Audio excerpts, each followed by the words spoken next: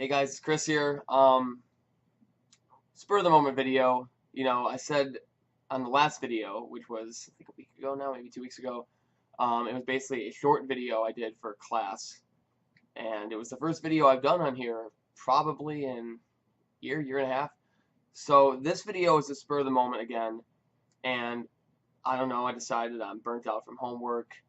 I'm in the process of moving right now, so in about a week's time, I'm going to be living in a new apartment. So this backdrop will probably go away permanently, but I said I didn't know how many videos I would do here, but here's another one for you.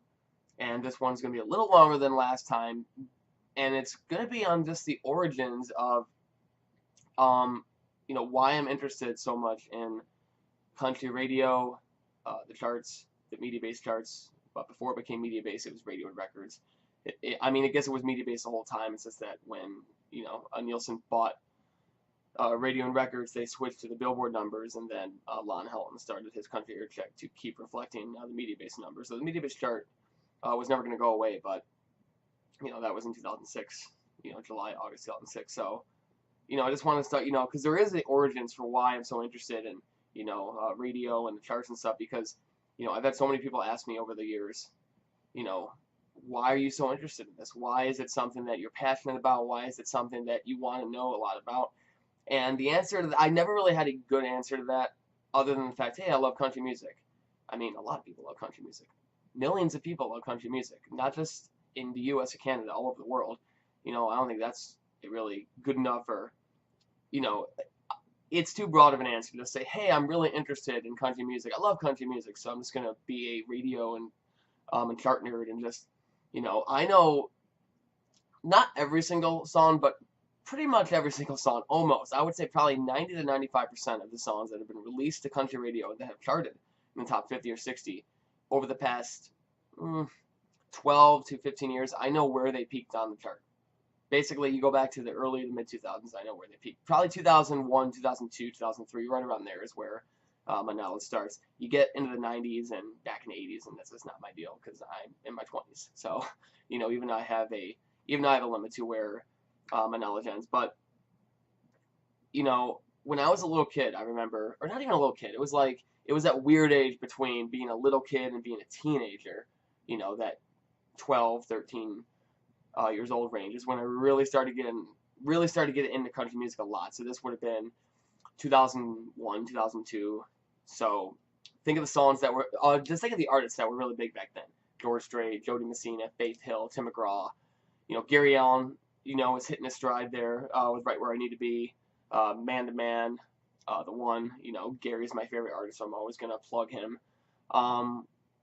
You think of other artists like Toby Keith, Garth Brooks, that was the end of his run. He was back then. Shania Twain had just come out with Up, her comeback album. So you had some, Keith Urban was starting to hit a stride. Brad Paisley was starting to hit a stride. Rascal Flatts were starting to hit their stride. Those were three huge ones back in the mid to late 2000s, that were really in their peak years, for superstars in the genre.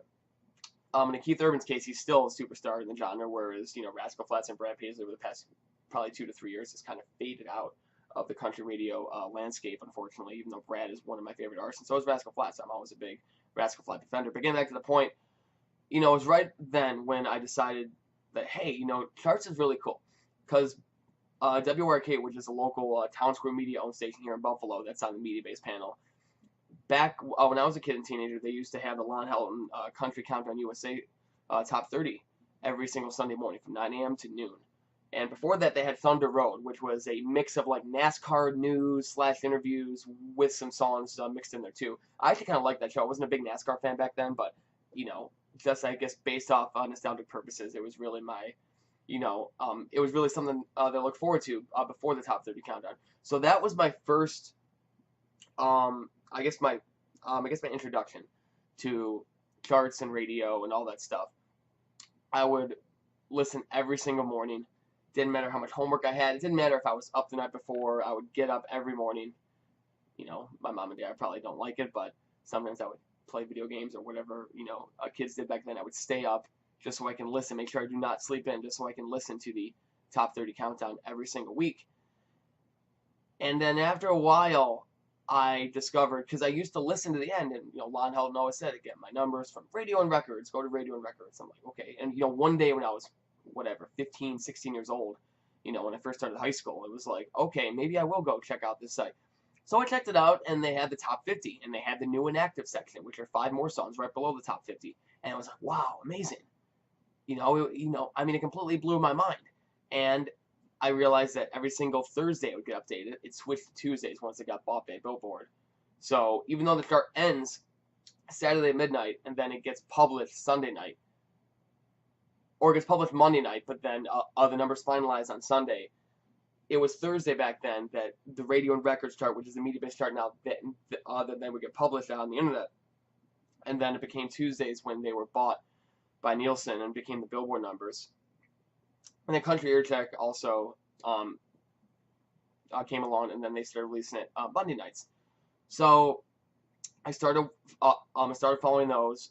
I learned about the total points based system on the media-based chart. I learned of spins and audience when they got bought by Nielsen. So basically from 2004 to like 2006 is when I really, that was the wheelhouse for me learning my stuff. And I self-taught myself. I would literally make chart predictions every single week, sometimes 2 or 3 weeks in advance. I was that nuts. I was a kid in class in high school while there was a math class going on. I'm not good at math. Math is my least favorite subject, so I would always be doing, Radio and Records, Billboard chart predictions for next week to see what the songs were landing. And I was getting pretty good because I almost nailed them every single week. And you're talking about a 16, 17-year-old kid that was nailing the chart and where songs were going to go. Then, probably late 2000s or so, maybe 2009, 2010 maybe, right around there, is when I really got invested into the radio promotion side of things, where I started learning of labels, how influential what label you're on is, how influential it is. If you're a female artist versus a male artist, a solo female artist have a tough time at radio. They still do. We've improved a little bit. It's better than it was 5 or 6 years ago, but it's still a tough task for any solo female artist to get a song played on the radio. Look at Cam right now with Diane. That just died on the chart, unfortunately. Even though it was selling good for, it was bounced around in the 40s and 50s for the longest time. But its numbers were really good in terms of sales. And then her performance on one of the Tonight shows, and then it boosted up. Ironically, as soon as it got boosted up there, and it went on the Hot Country Song chart, that's when it fell off on the terrestrial radio chart. And, people... because I remember tweeting that out yesterday, and a lot of people got mad, and I completely understand. I love the song, but that's how it is nowadays. And I started, the wheels started to turn, and then when Twitter came along, I didn't jump on right away. I was a little lagger in terms of the social media stuff. I'm not a big Facebook person. I've never have been. Even to this day, I'm not a big Facebook person. But I live on Twitter now, and 2012 is when I really started to follow Twitter closely. And then, but I didn't create an account until a couple years later, 2015, 2016. I think January 2016, I officially came on. And I already knew a bunch of people from Pulse. If you haven't checked them out, you have to. A lot of smart, intelligent people there having great discussions. Pulse Music Board, the Country Forum. And when I signed to Twitter, a lot of people that were on Twitter automatically recognized me and my name. And it was actually pretty easy for me. I'm only at like 800 or 800 something followers. I'm not a person that looks out. I'm not a person that seeks out for followers. I'm too busy. I have 2 jobs right now. I'm still in school. I'm trying to finish up college. I'm trying to graduate on time. Again, I'm moving into a new apartment. I got a girlfriend. I love her to death. I'm busy. I don't care about how many followers I get. Sometimes I'm on Twitter, and sometimes I'm gone for like maybe a day or 2, and I don't tweet any tweets for like 48 hours because I'm just so busy and just forget about it.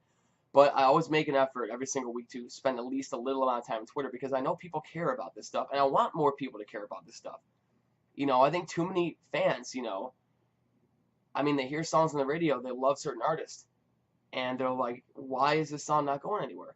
I think it's cool that they would know why a song's not going anywhere, because it's not for no reason. It's not just like, random, like, well, it's just, I don't know, maybe because it's not a good song. We've learned over the years, anybody that's even followed radio a little bit, or has even followed me on Twitter knows, it does not matter what song you have out, really. It can help a little bit. If your song's really out there, like Thomas Rhett's Vacation from 2016, it doesn't matter how big of an artist you are. You release a song like that, it's going to be polarized and it's going to stall, and that's what it did. But more importantly, it's who, who is your label? What label are you on? Are you on UMG Nashville, Sony Music Nashville, Warner Music Nashville? Are you with Black River Entertainment, Broken Bow Records group? Where they have Stony Creek, where they have Red Bow. They have the main imprint, which is Broken Bow Records. Are you on one of those labels? Or are you on one of like a really small label that's only getting played on secondary radio? Or maybe you don't have a label at all. Maybe you just have, maybe you're an artist like Big and Rich, where you have your own thing called Big and Rich Records, which is essentially just a moniker, where it's basically just your name, and that's your label, like so-and-so label, Big and Rich Records. But then you hire an outside promotion staff, like New Revolution, which I mentioned in my last video, and you promote that. You use their services, and you put money into them to promote your songs to radio.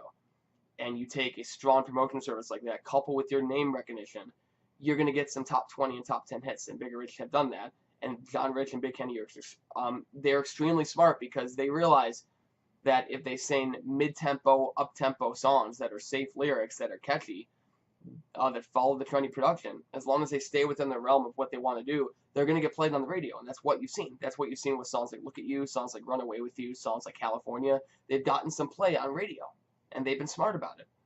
Look at the one with Tim McGraw, Lovin' Lately. That's a perfect third single. You use Tim McGraw's name and use a mid-tempo song like that that's catchy. Radio stations are like, okay, we'll add this song, fine. And when you learn about all this stuff over the years, it doesn't matter how young you are, and it doesn't matter how old you are. I think you have a greater appreciation for what goes into country music and country radio, and what goes into the music you hear in your station. I just think like an entire new world opens to you, and I think that strengthens your love for country music. I remember back when I was a kid and I just started following this stuff. I remember, I don't know if anybody remembers Jeff Bates. His debut single was called The Love Song. It peaked number 7 on the chart. It peaked at number 8 on Billboard. It peaked at number 7 on the Radio and Records chart back in 2003, the summer 2003. And I wasn't following the chart super closely back then. I was just listening to top 30 countdown.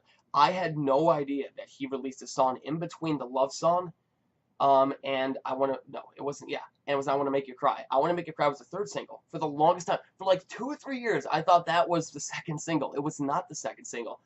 A song called The Rainbow Man, which was the title track for his debut album, that was actually the second single. That peaked at 40. It had a fast climb, maybe 5 or 6 weeks, got the 40 on the Radio and Records chart, boom, dropped off, gone. Then they released I Want to Make You Cry. That was able to reach the top 25, and then after that was Long Slow Kisses, and that got the number 12 in the spring of 2005 on Radio and Records. So, it was because of that. For 2 or 3 years, I had no idea that Jeff Bates released a second single.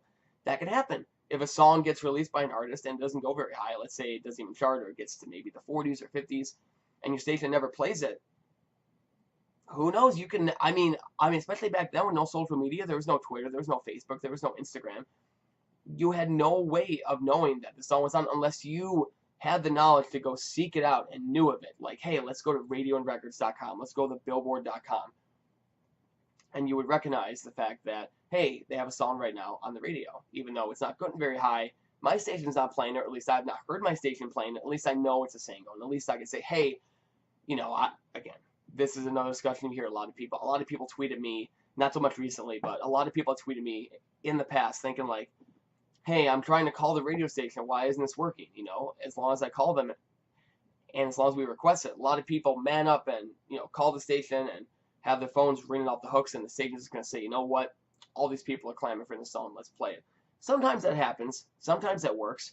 Most of the time it doesn't. Most of the time it's stations look at what's good for them in terms of, okay, we've got a recognizable artist. That could be a major factor. We've got a major label, and the label reps become friends with these radio programmers. Program directors, music directors, they see the same radio reps all the time from these labels. They become friends with them. They become friends with the people that run the labels. They're going to help out their friends, and they're going to convert songs, as long as they think it's not going to hurt their station, they're going to convert it.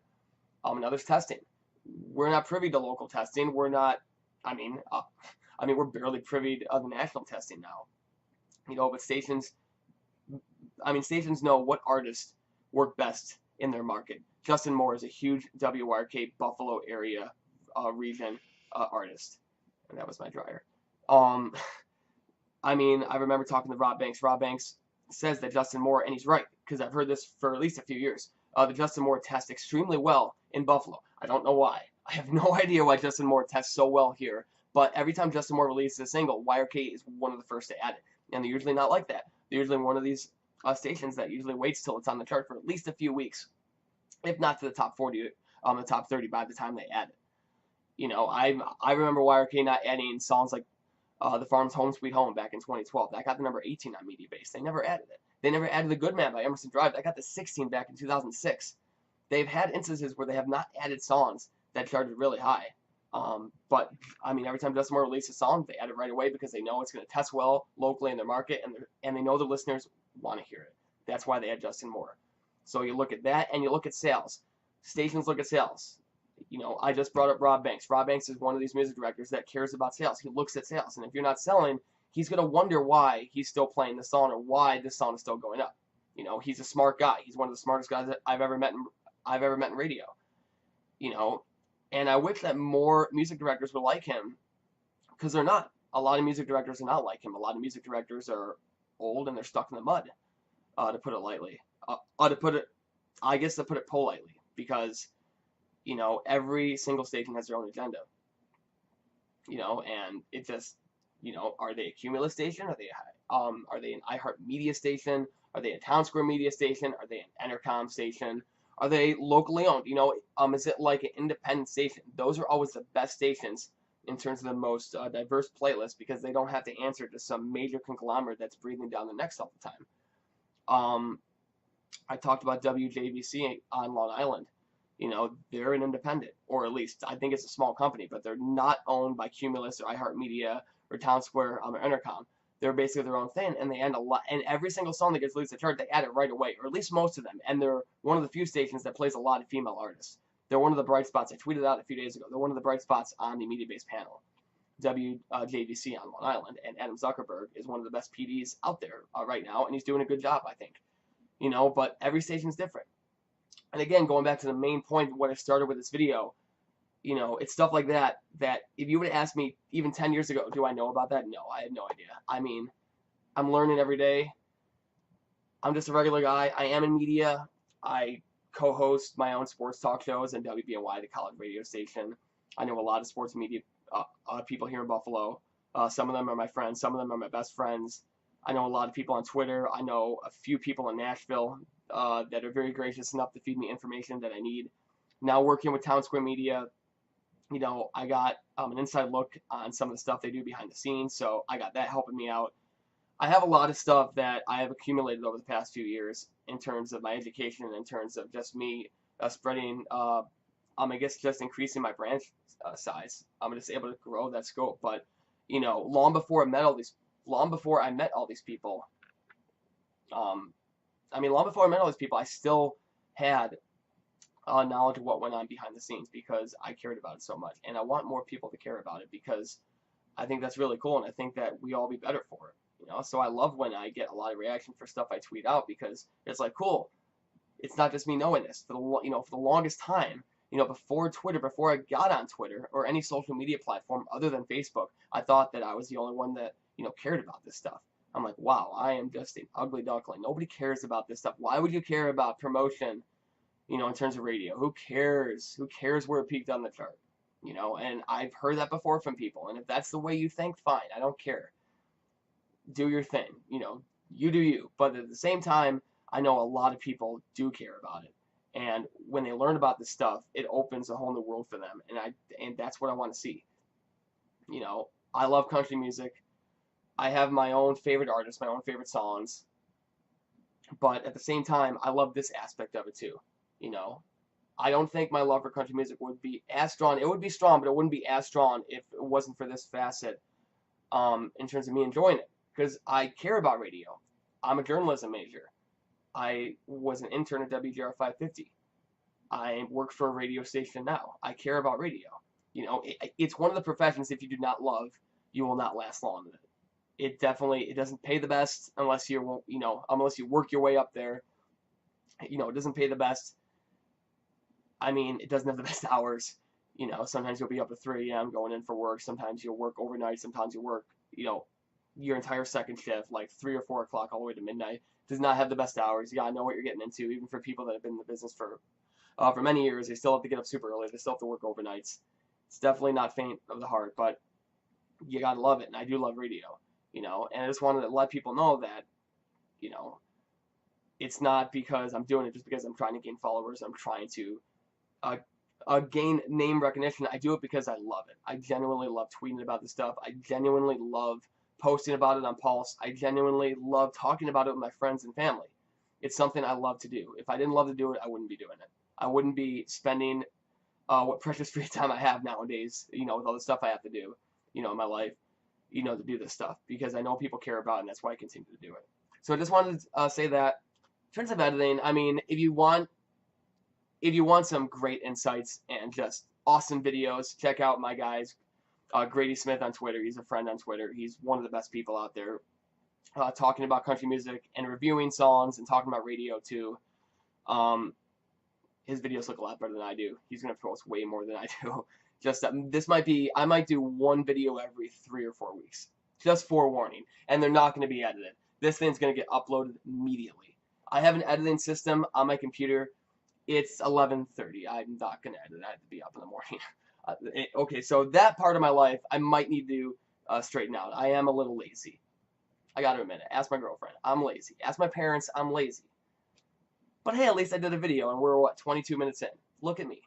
So check out me at Fiddle Saber. Check out, you know, I mean, if you want to tweet at me, just ask me anything. I'll try the best. I don't know everything, but I mean, if I do, I'll definitely try to give you an answer. Check out Pulse Music Board. Check out the Country Forum. A lot of great posters on there. They know their stuff. They know their stuff just as well as I do. And in terms of J Holmes 87, aka Jamie, as we call her, she might know more than I do. You know, so check out that. And thanks for watching, guys, and see you later.